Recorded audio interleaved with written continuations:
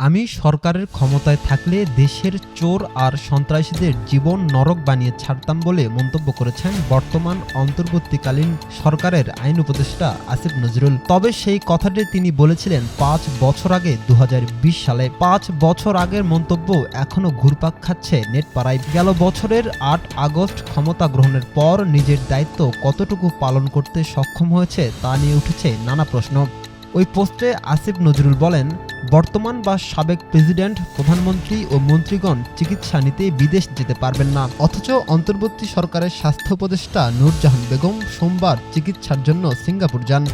এছাড়াও সপ্তাহে অন্তত একদিন এমপি মন্ত্রীদেরকে গণপরিবহনে চড়তে হবে। রাস্তায় চলাকালে তারা অন্য একটি যানবাহনও থামিয়ে রাখতে পারবে না। তবে এখন প্রশ্ন উঠতেই পারে, উপদেষ্টার দায়িত্ব গ্রহণের পর তিনি কয়বার গণপরিবহনে যাতায়াত করেছেন এবং ঢাকা শহরে আইন উপদেষ্টার গাড়িবহর কয়বার ট্রাফিক জ্যামের মধ্যে আটকা পড়েছে।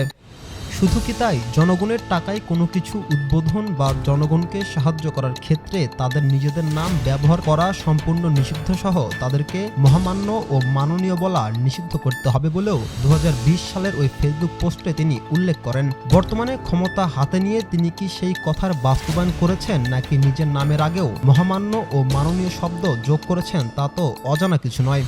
পাশাপাশি সরকারের সাথে সংশ্লিষ্ট প্রত্যেক পরিবারকে দেশের বিদেশের সকল সম্পত্তি ও আয়ের বিবরণ জানাতে হবে জনগণকে। দুদকের একটি সম্পূর্ণ স্বাধীন ইউনিট শুধুমাত্র তাদের বিষয়ে নজর রাখবে। এ বিষয়ে অন্তর্বর্তীকালীন সরকার গঠনের সময় প্রত্যেক উপদেষ্টার সম্পদের বিবরণী আছে দুদকের কাছে। তবে দায়িত্ব শেষে সেই সম্পদের পরিমাণ নিয়ে আলোচনা সমালোচনা থাকা অস্বাভাবিক কিছুই নয়। উপদেষ্টা আসিফ নজরুলের কথা ও কাজে পার্থক্য এখানেই। ২০২০ সালে ক্ষমতা পেলে তিনি চাঁদাবাজ, চোর, সন্ত্রাসীদের জীবন নরক বানাতেন, কিন্তু আইন উপদেষ্টার হাতে ক্ষমতা থাকাকালে দেশে চোর, চাঁদাবাজ, সন্ত্রাসী বেড়েছে আগের চেয়েও কয়েক গুণ।